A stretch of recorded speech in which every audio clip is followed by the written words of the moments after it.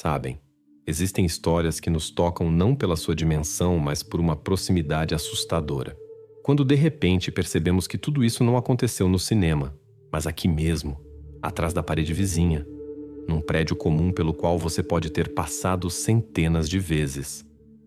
A história do apartamento 3B em Saragoça é uma dessas. E tudo começou, como muitas vezes acontece, com uma completa bobagem. Com o cotidiano. 20 de janeiro de 2020, os vizinhos de baixo ligaram para o serviço de emergência. A reclamação era ridiculamente simples. Estava pingando do teto, coisa comum. Em prédios assim, isso acontece constantemente. Mas a esse vazamento banal se juntava, digamos, um bônus. Um cheiro. E este já não podia ser chamado de banal. Os vizinhos não conseguiam descrevê-lo direito. Não era gás, não era fiação. Algo adocicado, pesado, que deixava desconfortável. E vinha de lá mesmo, do apartamento 3B. Bombeiros e polícia vieram atender a chamada e se depararam com uma porta muda e o mesmo silêncio surdo. As batidas. Zero reação. Tentaram tocar a campainha, mas não havia uma. Simplesmente arrancada com tudo, 2 fios saíam da parede. E aí, eu acho, todo mundo já teve um mau pressentimento. Depois de todas as formalidades, foi decidido arrombar. Barulho de metal, rangido da fechadura, e a porta cedeu. A primeira coisa que atingiu o nariz, aquele mesmo cheiro. Só que agora estava tão denso que parecia que se podia tocá-lo. O apartamento parecia um sepulcro. Janelas completamente vedadas com algum filme, nem um raio de luz. Na penumbra da sala, numa poltrona, estava sentada uma mulher. Ela não se movia, não falava, apenas olhava para o vazio. Sabem, esse olhar que tem as pessoas cujos pensamentos já estão muito longe daqui. Ao lado dela estava uma adolescente, pálida, silenciosa, como uma sombra. Mas o mais terrível esperava no quarto das crianças. No cômodo havia 3 camas, e em cada uma jazia uma criança, 2 meninos e uma menina. De pijama, cobertos com cobertores, pareciam estar apenas dormindo profundamente. No quarto havia ordem perfeita, nenhum vestígio de luta, nenhum sangue. Mas não havia ar ali. Estava morto. E quando o policial, que havia visto de tudo na vida, olha para essa cena, para esse quarto silencioso e arrumado, para a mãe petrificada, para a menina paralisada de horror, ele entende que isso não é uma resposta, nem sequer é o início da história. É o final. O final de algo longo e monstruoso que acontecia atrás dessa porta enquanto os vizinhos de baixo reclamavam do vazamento. E quando esse choque inicial recua, começa aquele trabalho policial que raramente mostram no cinema. Burocracia. Porque cada vida, mesmo aquela que se interrompeu num apartamento lacrado, tem seu rastro de papel. E os investigadores precisavam entender. Quem eram essas pessoas? Não no sentido de como se chamavam, mas o que eram para o mundo exterior. E foi aí que o enigma ficou ainda mais denso. Consultaram os registros do prédio, arquivos dos serviços sociais. E no papel tudo parecia, bem, se não normal, pelo menos explicável. A família havia se mudado para este apartamento em 28 de maio de 2012, quase 8 anos atrás. Composição: a mãe, Helena Pardo, seu companheiro, Oscar Munhoz, e 4 filhos. A mais velha, Lucia, aquela mesma menina silenciosa, e 3 mais novos, Diego, Lucas e Marta.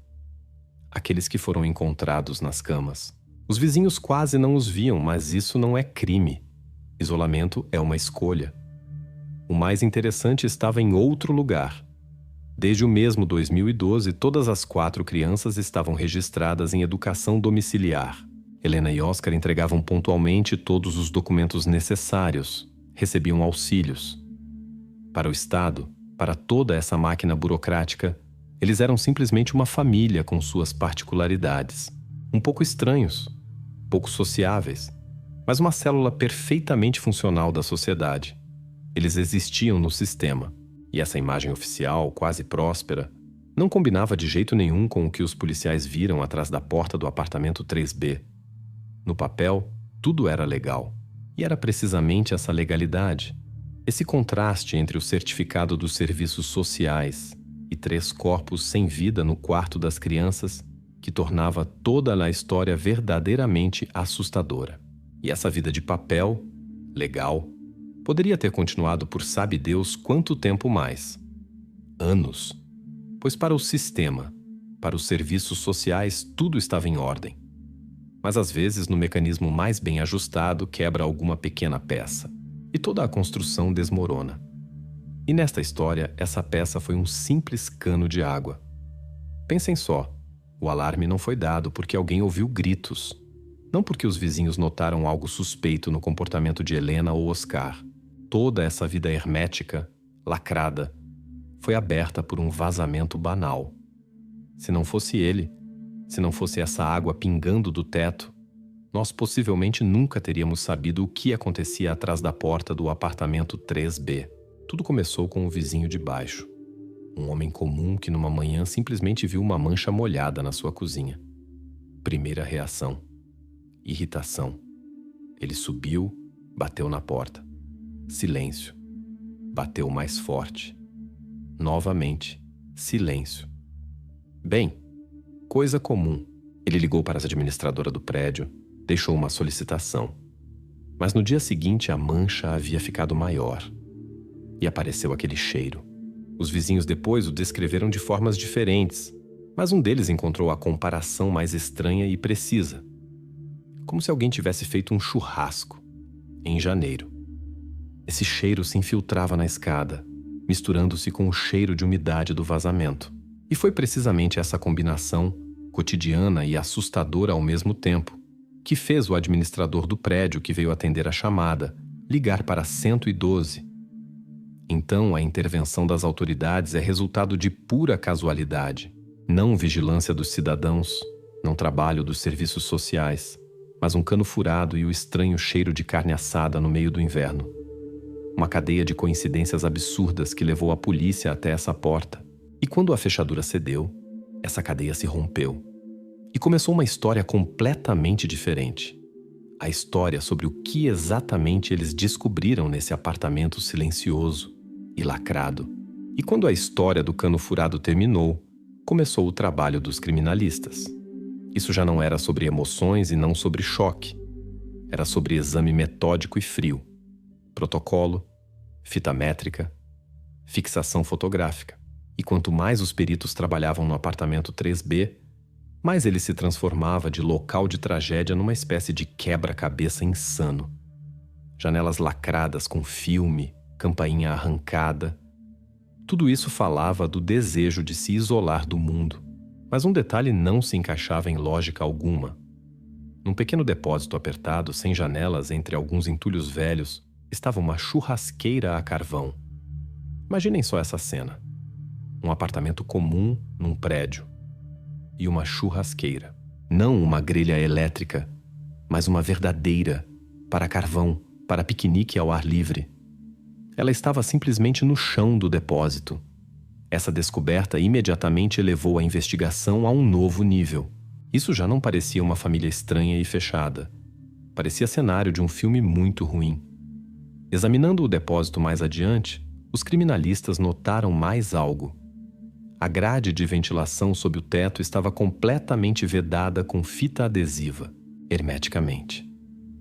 Alguém se esforçou muito para que o ar não saísse de lá e não entrasse. No início, isso não formava um quadro único. Apenas um conjunto de estranhezas. Churrasqueira, ventilação vedada, 3 crianças que pareciam ter simplesmente adormecido.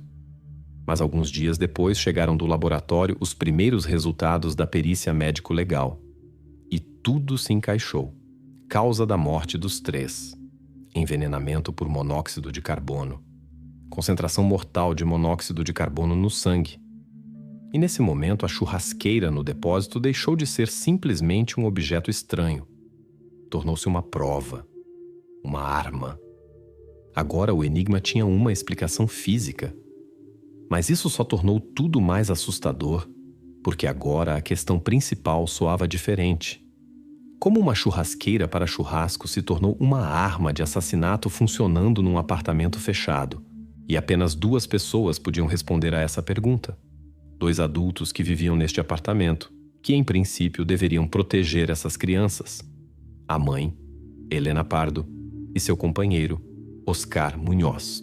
E foi aí que a história policial clássica se transforma numa espécie de pesadelo surrealista. Porque um desses 2 estava no local e o outro havia evaporado. Imaginem essa cena do ponto de vista do investigador. Vocês têm uma cena do crime, há vítimas. E há 2 adultos responsáveis por elas. Uma delas, Helena, está sentada bem na sua frente. Ela está em choque profundo. Foi levada à delegacia, mas o interrogatório não rende. Ela fala, mas isso não são depoimentos. É algum fluxo de consciência desconexo e fragmentado. Ela ora chora, ora se cala no meio da frase, ora começa a contar algo sobre dívidas, sobre como ele não queria que os vissem. Suas palavras. Isso é apenas ruído branco no qual é impossível captar lógica ou verdade. Ela ou está quebrada pela dor até a insanidade, ou está representando o papel mais convincente de sua vida. E onde está o segundo? Onde está Oscar Munhoz? Enquanto alguns investigadores tentavam furar a parede de silêncio e choque de Helena, outros começaram a procurá-lo. E muito rapidamente se descobriu que Oscar havia desaparecido. Ele trabalhava como vigia noturno em algum depósito na periferia da cidade. No último turno, ele não apareceu. Os colegas não conseguiram contatá-lo. Seu telefone estava desligado e sua última localização que conseguiram rastrear foi em algum lugar próximo à casa. E depois, silêncio. Ele simplesmente se dissolveu. E nesse momento, a investigação ganha 2 vetores claros e paralelos. De um lado, Helena. Uma mulher que estava no apartamento no momento da tragédia, mas cujos depoimentos são absolutamente inúteis. Do outro, Oscar. Um homem que desapareceu exatamente no momento em que tudo foi descoberto e que automaticamente se torna o principal suspeito. Agora a polícia tinha 2 tarefas. A primeira, fazer a mãe falar, tentar extrair de seu balbucio incoerente pelo menos 1 grão de verdade. E a segunda, não menos importante, encontrar seu companheiro desaparecido. E enquanto uns procuravam o fantasma chamado Oscar, outros tentavam montar o quebra-cabeça das palavras desconexas de Helena.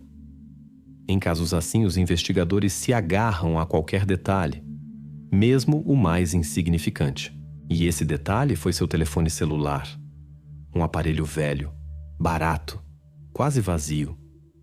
Nenhuma rede social, mínimo de contatos, correspondência quase inexistente. O telefone de uma pessoa que conscientemente se riscou do mundo digital.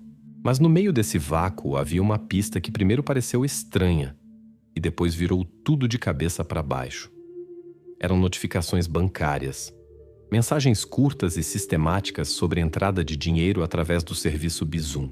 As quantias eram pequenas, mas chegavam com regularidade assustadora. Toda semana, quase no mesmo dia, uma pequena quantia pingava na conta de Helena. E todas essas transferências eram da mesma pessoa. Nome do remetente: Raul Santamaria. Essa descoberta quebrava todo o quadro do mundo que os investigadores já haviam conseguido construir para si.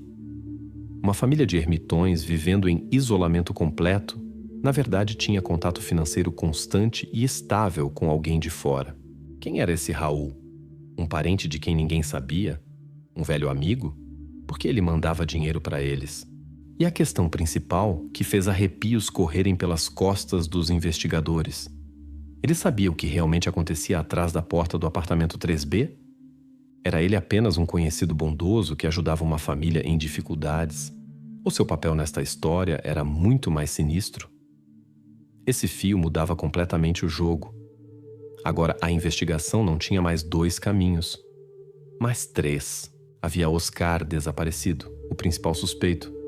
Havia Helena quebrada, a principal testemunha que não conseguia contar nada.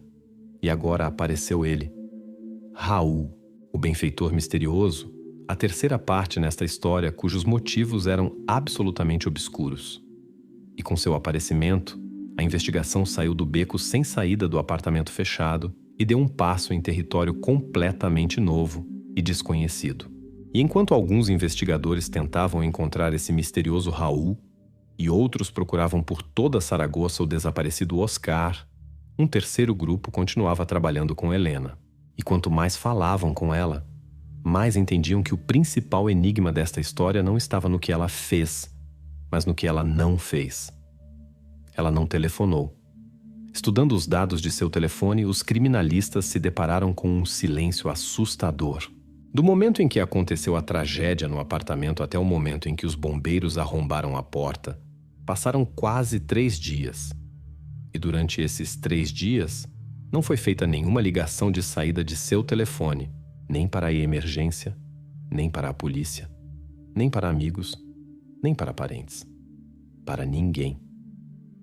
3 dias ela passou no apartamento lacrado ao lado de seus filhos mortos e da filha sobrevivente. E se calou. Que medo! Que horror deve paralisar uma pessoa a tal ponto que ela não tente salvar seus próprios filhos? Ou pelo menos pedir ajuda quando tudo já tinha acontecido? A resposta a essa pergunta foi dada por aquela mesma menina silenciosa, a filha mais velha, Lucia. Quando os psicólogos finalmente conseguiram fazê-la falar, ela pronunciou uma frase que se tornou a chave para todo o comportamento da mãe. Ela disse: "Mamãe tinha medo.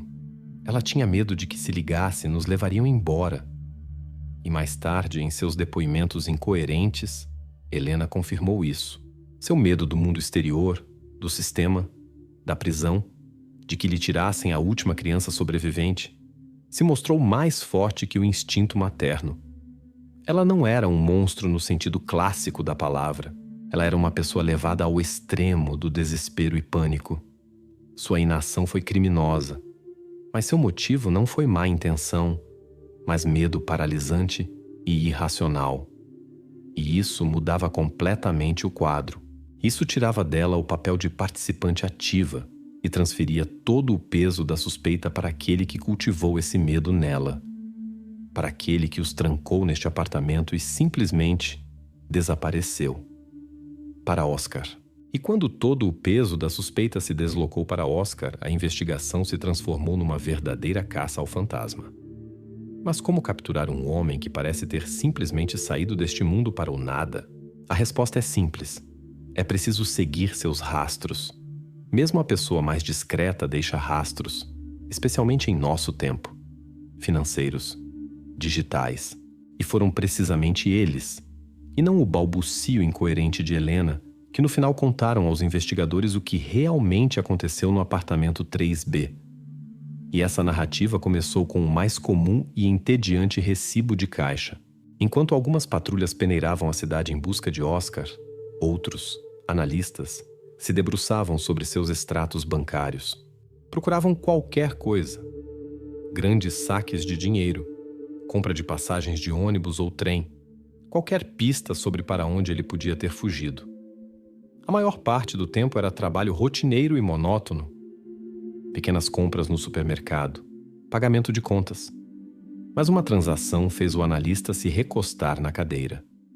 Uma pequena quantia gasta alguns dias antes da tragédia num enorme hipermercado de construção Bricomart na periferia de Saragossa. A compra em si numa loja assim não despertava suspeitas. Mas algo em sua data, em sua proximidade com os eventos fatídicos, fez os investigadores verificá-la mais detalhadamente. 2 detetives foram até esse mesmo Bricomart, um enorme galpão zumbindo como uma colmeia, cheio do cheiro de madeira fresca, tinta e plástico. Um lugar onde as pessoas compram coisas para construir, consertar, criar conforto. Os investigadores mostraram ao gerente a ordem judicial e a foto de Oscar. Encontraram aquela mesma transação no sistema.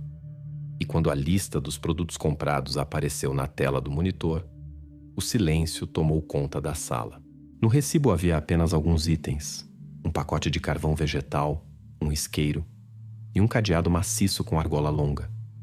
Isso já não era apenas um sinal de alarme preocupante.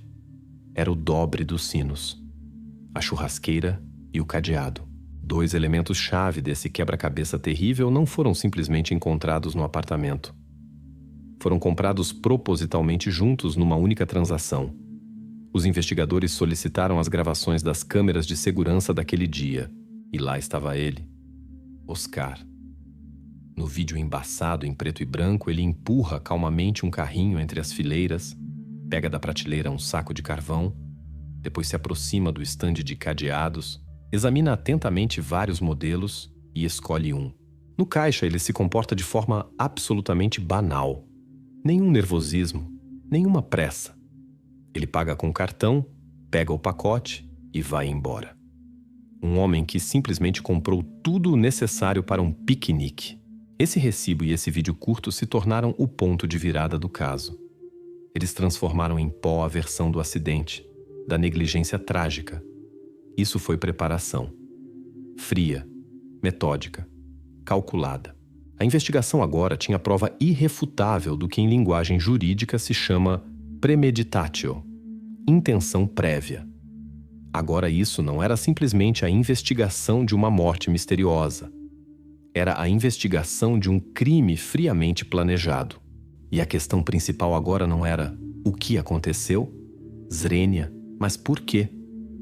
O que levou esse vigia noturno silencioso a comprar uma churrasqueira e um cadeado para organizar um inferno silencioso em seu próprio apartamento? E essa questão, por quê? Pairava no ar da sala de interrogatório, nos quartéis generais operacionais, na cabeça de cada investigador que tocou neste caso. O que levou esse vigia noturno silencioso a comprar uma churrasqueira e um cadeado para organizar um inferno silencioso em seu próprio apartamento?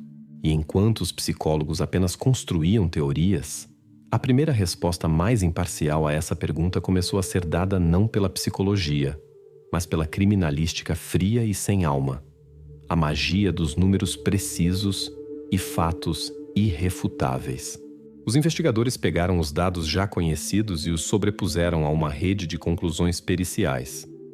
E o quadro ficou assustadoramente claro. A primeira camada foi o relatório dos médicos legistas, tempo da morte, de 60 a 72 horas antes do momento da descoberta.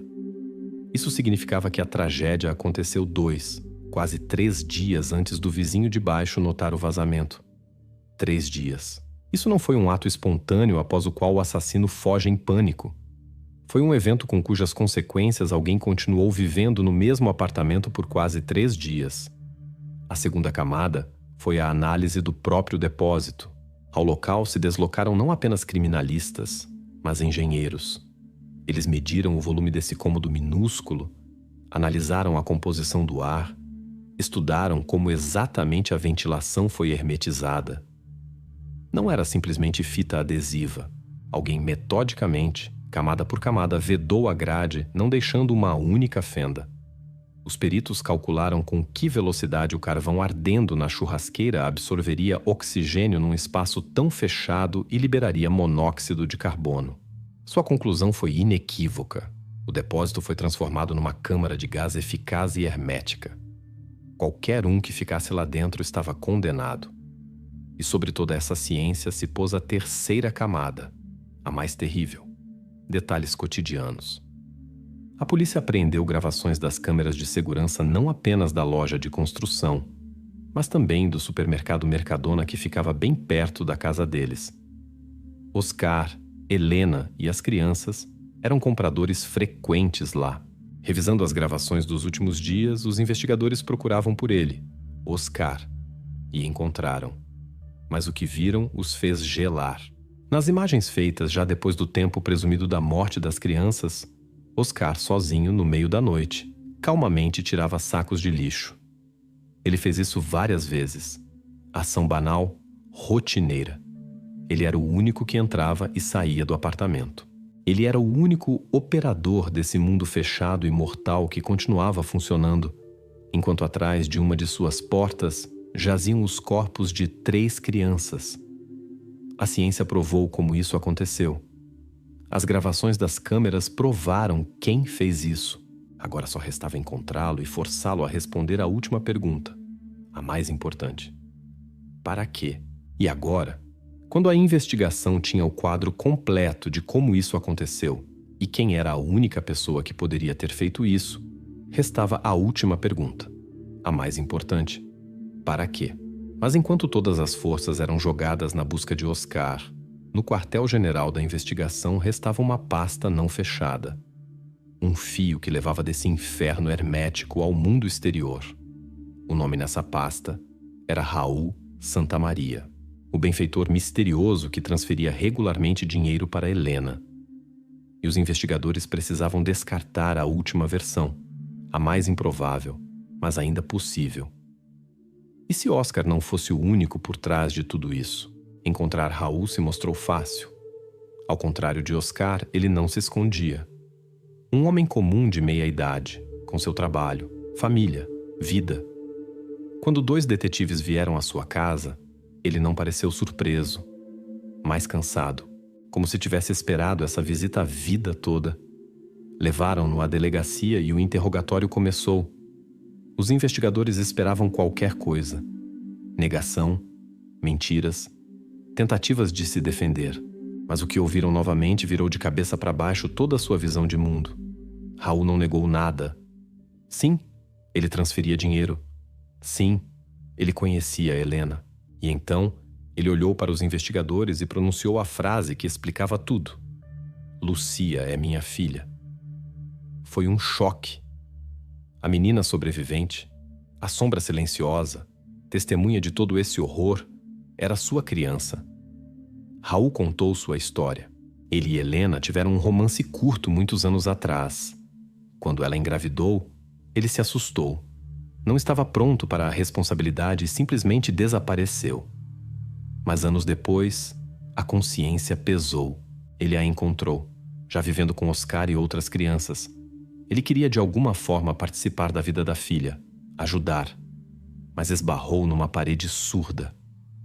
Não por parte de Helena, mas por parte de Oscar. Este estabeleceu uma condição firme.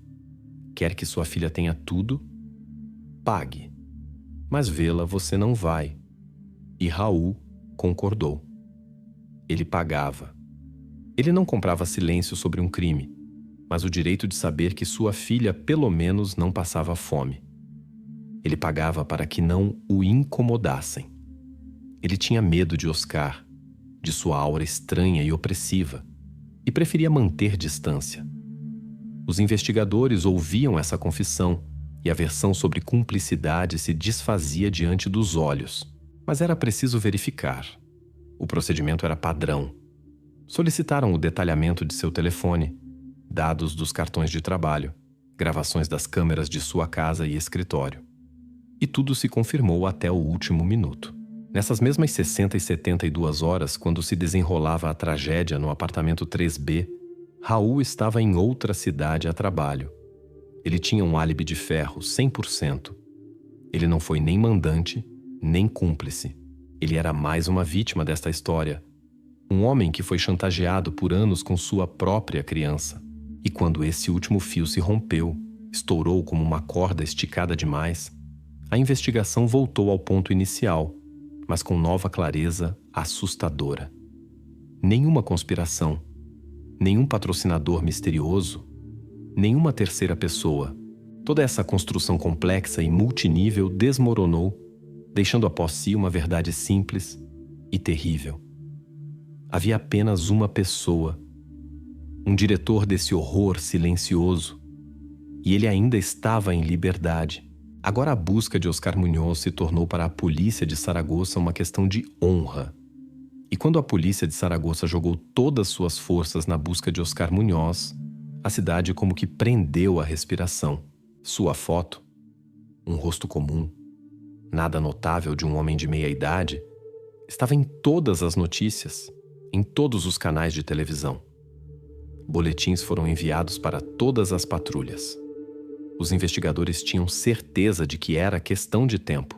Uma pessoa não pode simplesmente se dissolver numa metrópole moderna. Mas os dias passavam, e Oscar sumiu como que por encanto.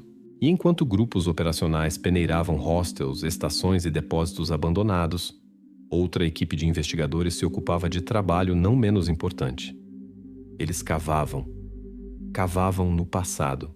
Eles vasculhavam arquivos, tentando reconstruir migalha por migalha a história desta família, encontrar aquele momento em que tudo deu errado. E num dos armários empoeirados, numa pasta com solicitações de cidadãos não examinadas, eles encontraram aquilo que fez os cabelos do detetive mais experiente se arrepiarem. Eles encontraram prova de que já haviam estado nessa porta e saído de mãos vazias. Era um relatório curto e seco, datado de 2018, 2 anos antes da tragédia. Na polícia, uma vizinha ligou. Ela reclamava de gritos estranhos e altos do apartamento 3B. Não simplesmente choro de criança, mas algo histérico, cheio de desespero. Uma patrulha comum saiu para atender. 2 policiais subiram ao 3º andar e tocaram a campainha. Silêncio. Eles bateram. Após alguns instantes, a porta se entreabriu na corrente. No umbral estava Helena. No relatório foi anotado que a mulher parecia cansada, mas se comportava de forma absolutamente calma e educada. Ela se desculpou pelo incômodo, disse que as crianças simplesmente se agitaram antes de dormir, brincaram muito alto, mas agora ela já as havia deitado. Às suas costas, no apartamento estava silencioso e escuro. Os policiais, seguindo a instrução, pediram para ver as crianças. Helena, sem discussão, respondeu que elas já estavam dormindo e não gostaria de acordá-las. Ela até mostrou com disposição alguns papéis, certificados de que as crianças estavam em educação domiciliar, tudo oficial, tudo autenticado. Ela falava tão convincente, tão banalmente, que os patrulheiros não tiveram a menor suspeita. Eles não tinham base legal alguma para invadir a casa de uma mulher educada, cujas crianças simplesmente fizeram barulho. Eles pediram para ela ser mais silenciosa no futuro para não incomodar os vizinhos e foram embora. O relatório foi arquivado sob a rubrica chamada falsa. A porta do apartamento 3B se fechou novamente e o inferno que se desenrolava atrás dela ganhou mais 2 anos de vida. Quando o investigador em 2020 terminou de ler esse documento curto, ele ficou muito tempo sentado em silêncio. Isso não foi simplesmente negligência. Foi falha de todo o sistema. Ficou claro que a tragédia neste apartamento não foi resultado de um dia terrível. Foi o final de uma peça metódica, diabolicamente pensada, de muitos anos. Oscar e Helena não simplesmente se escondiam. Eles criaram uma camuflagem perfeita. Eles usaram leis e regras contra a própria sociedade. Educação domiciliar, certificados oficiais, sorriso educado no umbral, tudo isso fazia parte de seu casulo protetor. Eles tornaram seus filhos invisíveis ao mundo exterior muito antes de apagar suas vidas. E a consciência desse fato tornava a personalidade de Oscar ainda mais sinistra. Ele não era simplesmente um assassino. Ele era um marionetista, um manipulador que por anos puxou os fios ficando na sombra. E agora esse marionetista estava em algum lugar lá fora, nas ruas da cidade. E ninguém sabia que espetáculo ele preparava em seguida. E quando esse marionetista, esse diretor do inferno doméstico, se tornou o homem mais procurado de Saragoça, todos esperavam o desfecho. Esperavam que sua captura fosse barulhenta, dramática, com perseguição e sirenes. Mas como muitas vezes acontecem histórias assim, o final se mostrou ridiculamente banal. Oscar Munhoz foi detido não como resultado de operação especial. Um patrulheiro comum o reconheceu numa pequena cidade litorânea para onde havia fugido. Ele estava simplesmente sentado num banco na orla olhando o mar. Quando os policiais se aproximaram dele, ele não resistiu. Ele simplesmente se levantou em silêncio e estendeu as mãos para as algemas. A caçada havia terminado e começou o mais importante: o confronto. O interrogatório que todos esperavam. O momento em que o monstro teria que olhar nos olhos seus atos. Trouxeram-no de volta a Saragoça, naquela mesma sala de interrogatório onde alguns dias antes estava sentada Helena. Só que agora a atmosfera era diferente. Não havia confusão. Havia tensão, densa como uma mola comprimida. Diante de Oscar se sentaram 2 dos melhores investigadores. Eles não começaram com ameaças ou pressão. Eles simplesmente puseram silenciosamente sobre a mesa a primeira folha de papel. Era uma xerox daquele mesmo recibo do hipermercado de construção Bricomart. Oscar baixou os olhos, olhou a lista de compras. Carvão, isqueiro, cadeado. E em seu rosto não tremeu nenhum músculo. Ele simplesmente assentiu. Sim, foi ele quem comprou. O investigador perguntou calmamente: para quê? E Oscar começou a falar.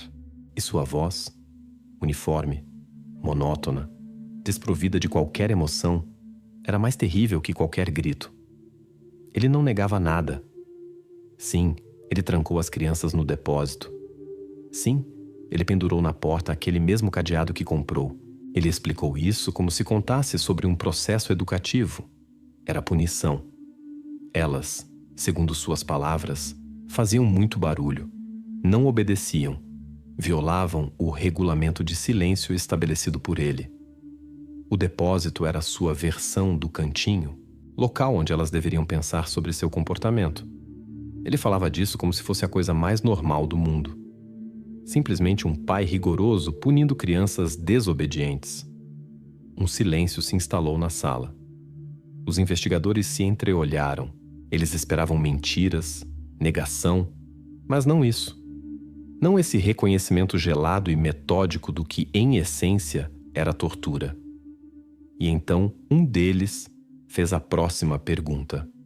A principal. E a churrasqueira? Para que numa despensa trancada foi preciso uma churrasqueira? E foi aí que Oscar pronunciou a frase que se tornou a quintessência de todo esse horror. A frase que depois todos os jornais citariam. Ele olhou para o investigador com um olhar absolutamente claro e inocente e disse: para que não resfriassem. Na despensa estava frio. Eu não queria que congelassem. Cuidado. Ele chamou isso de cuidado. Ele colocou numa sala hermética, vedada com fita adesiva sem ventilação, uma fonte de monóxido de carbono mortal, para que 3 crianças pequenas não pegassem resfriado. Nesse momento, até os policiais mais experientes, que pareciam ter visto tudo nesta vida, tinham dificuldade para manter a compostura. Eles olhavam para esse homem e entendiam que diante deles não estava simplesmente um criminoso. Diante deles, o mal absoluto, destilado, embrulhado numa casca de lógica absurda e egoísta. Ele não se considerava assassino. Em seu quadro distorcido de mundo, ele era vítima das circunstâncias. Um pai cuidadoso cujos métodos educativos simplesmente saíram um pouco de controle. O interrogatório havia terminado. Oscar Munhoz reconheceu todas suas ações. Mas ele não reconheceu a intenção. Ele pintou um quadro no qual ele era o herói principal tentando colocar ordem. E todos os outros, atores desobedientes que estragaram seu espetáculo. E essa versão, essa interpretação monstruosa dos eventos, era mais terrível que qualquer arrependimento. Ela significava que agora no tribunal seria preciso provar não o que ele fez. Isso ele já havia reconhecido. Seria preciso provar por que ele fez isso. E furar a parede de sua loucura gelada e impenetrável. E neste ponto o caso pareceu ter chegado a um beco sem saída. Um beco sem saída lógico, psicológico. De um lado, uma montanha de provas. Recibo, cadeado, churrasqueira, ventilação vedada, depoimentos de peritos. Do outro, a loucura gelada e impenetrável de Oscar, sua versão absurda sobre cuidado, que era impossível refutar porque existia fora de qualquer lógica. Era sua palavra contra provas indiretas, e nessa batalha ele parecia invulnerável. Mas a investigação tinha um último trunfo, o mais forte e mais terrível. Uma voz que até esse momento soava apenas em salas silenciosas com psicólogos. A voz da única testemunha sobrevivente. A voz de Lucia. O trabalho com ela foi longo e delicado. Os melhores psicólogos infantis de Saragoça por várias semanas, passo a passo, a tiraram do estado de choque. Eles não pressionavam, não apressavam. Eles simplesmente criaram para ela um espaço seguro onde pela primeira vez em muitos anos ela pôde falar sem medo de punição. E quando ela finalmente começou a contar, sua história se tornou aquela prova irrefutável que destruiu a fortaleza gelada de Oscar até a base. Em sua narrativa não havia histeria ou exageros infantis. Ela falava calmamente, quase protocolarmente, e dessa precisão factual corria um arrepio pela pele. Ela contou que o quarto sem janela, como eles chamavam o depósito, não era algum caso isolado. Era um sistema. A punição principal em sua casa, por qualquer travessura, por riso alto, por palavra desnecessária, por tentativa de olhar pela janela, os mandavam para lá. Por 1 hora, por 2, às vezes pela noite toda. Era um mecanismo de controle bem azeitado que os mantinha em medo constante. E depois ela contou sobre aquela última noite. A razão da punição foi ridiculamente insignificante. Eles simplesmente brincaram muito alto. Oscar, que naquele dia estava particularmente irritado, irrompeu no quarto e ordenou a todos os 3, Diego, Lucas e Marta, para irem ao quarto sem janela. Lucia, ele deixou. Ela estava de plantão.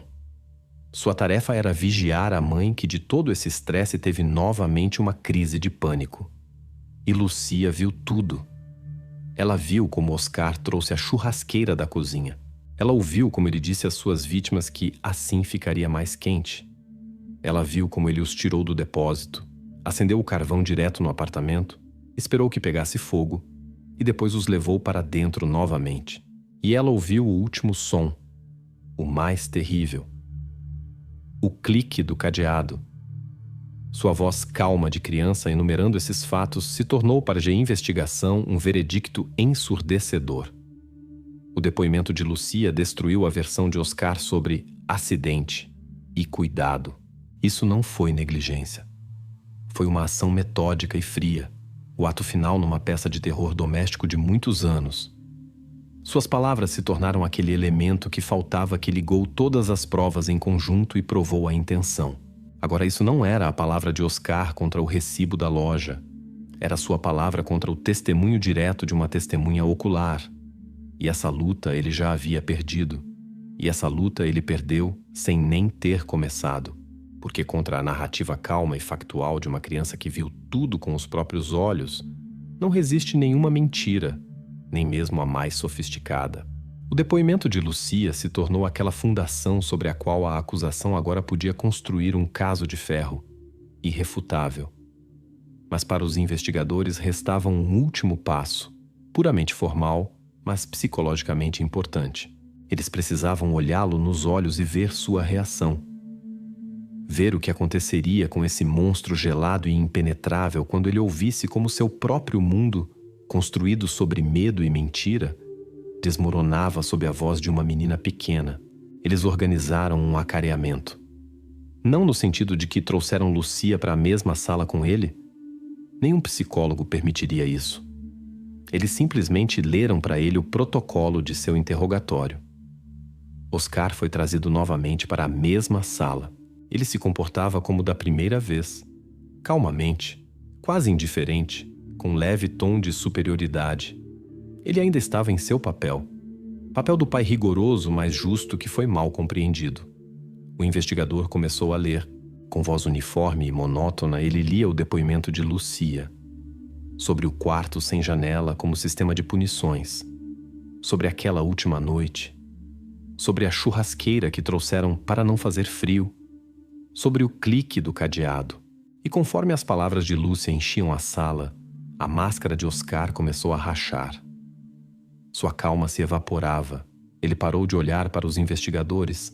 Seu olhar corria pela mesa, pelas paredes, para qualquer lugar, desde que não cruzasse com os olhos deles. Quando o investigador terminou de ler e o silêncio se instalou na sala, ele fez apenas uma pergunta. Você quer dizer algo sobre isso?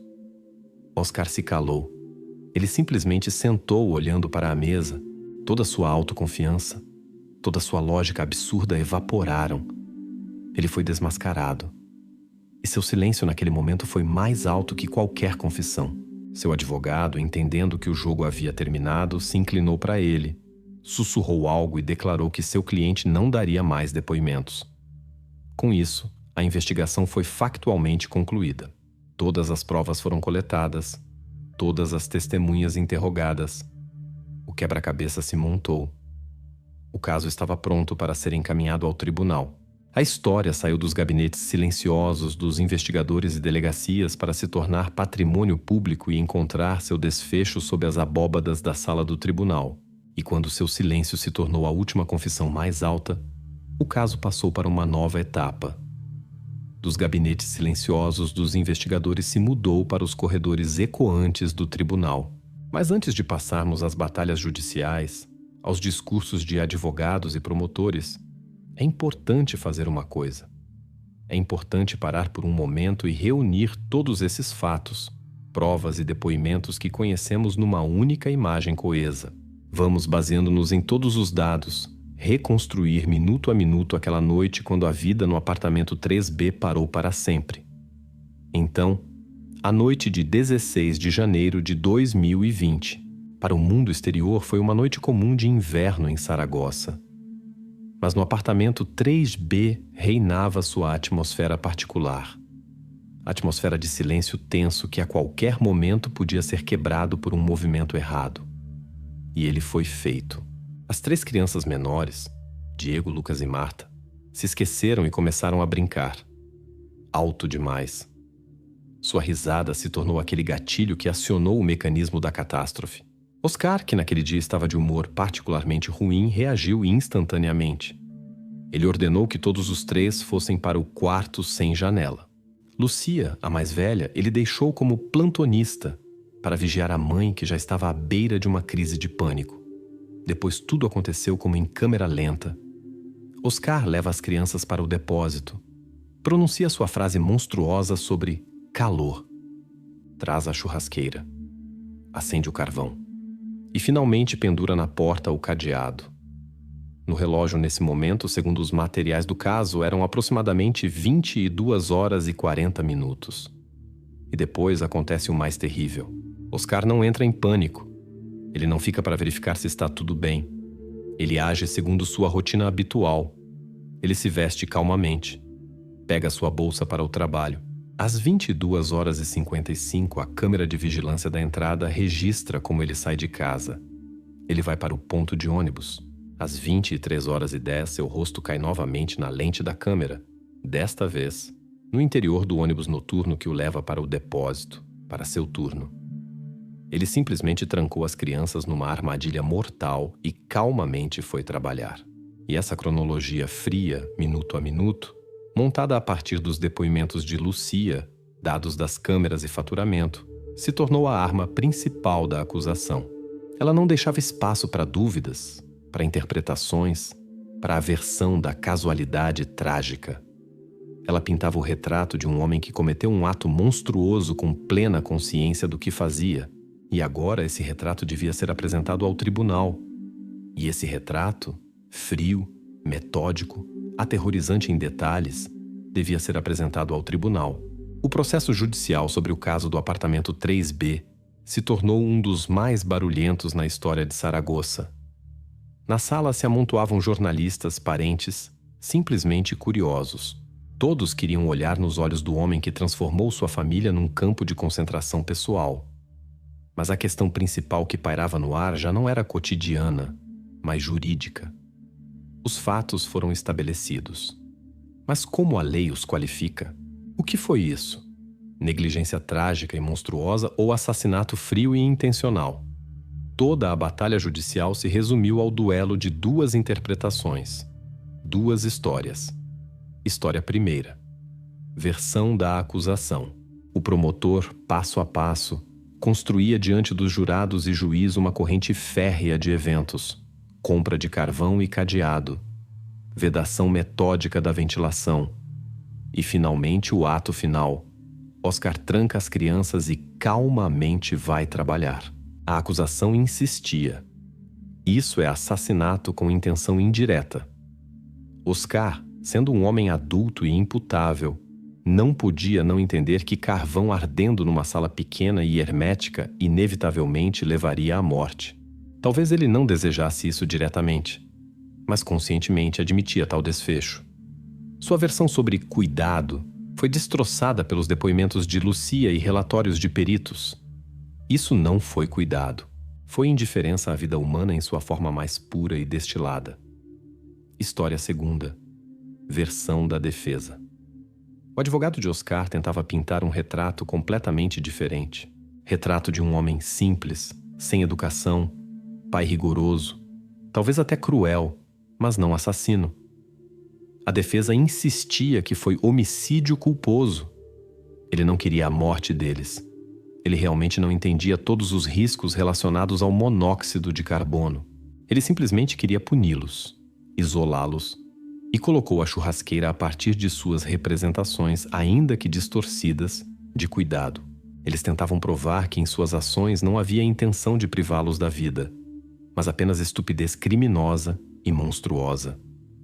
O tribunal ouviu ambos os lados, estudou as provas, voltou repetidamente aos depoimentos de Lucia e finalmente chegou o dia do veredicto.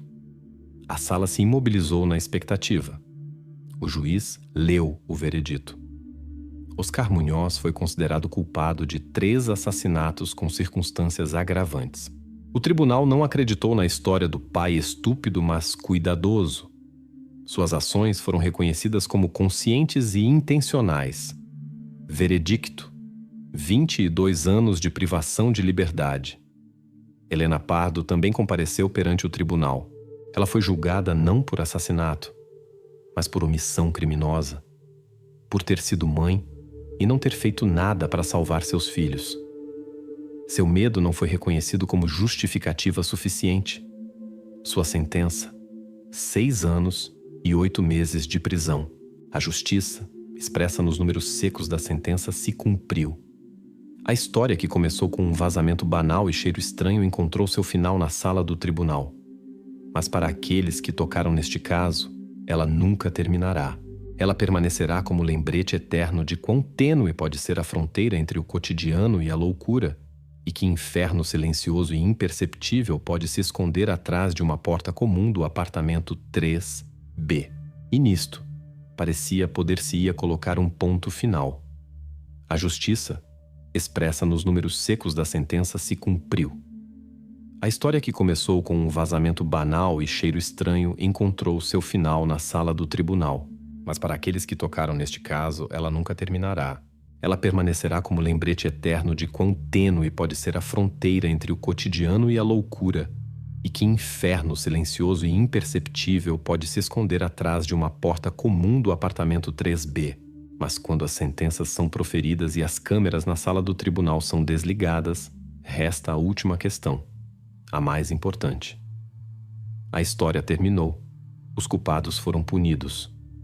Mas e depois? Essa tragédia se tornou uma lição? Ou o sistema que cegamente passou por esse horror não entendeu nada, simplesmente virando a página? Primeiro, sobre os destinos. Oscar Munhoz e Helena Pardo, como esperado, apelaram.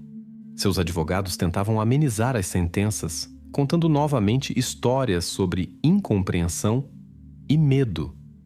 Mas o Tribunal de Apelação, estudando todos os materiais do caso, manteve as sentenças. 22 anos para ele, 6 anos e 8 meses para ela. O capítulo jurídico desta história foi fechado definitivamente.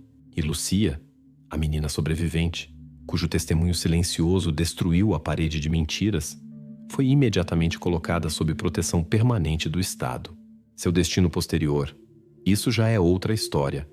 História de reabilitação, tentativa de voltar à vida normal. E ela, felizmente, está escondida dos olhos do público. Mas o principal resultado desta tragédia não aconteceu na sala do tribunal, mas nos gabinetes silenciosos dos funcionários. A história do apartamento 3B abalou toda a Espanha. E ela iniciou uma investigação interna em larga escala do trabalho dos serviços sociais da região de Aragão. No centro da atenção estava aquele mesmo relatório de 2018. Aquela mesma visita dos patrulheiros que saíram de mãos vazias. E a investigação revelou uma lacuna jurídica crítica. Inspetores e polícia não tinham poderes claros para a entrada forçada numa residência se não houvesse provas diretas e irrefutáveis de ameaça à vida. Um sorriso educado e a frase "as crianças estão dormindo" eram suficientes para o sistema recuar. Pois bem, agora isso não é suficiente. A morte de Diego, Lucas e Marta levou à adoção de nova instrução interna, novo protocolo. Agora, se inspetores constatam recusas repetidas e sistemáticas de acesso às crianças, ou se chegam múltiplas reclamações de diferentes vizinhos, eles têm base jurídica direta para solicitar imediatamente mandado judicial para entrada forçada. Eles não precisam mais acreditar na palavra. Aquela brecha jurídica pela qual Oscar Munhoz por anos fazia passar seu terror doméstico foi fechada. E isso talvez seja o único vislumbre luminoso nesta história sombria e sufocante.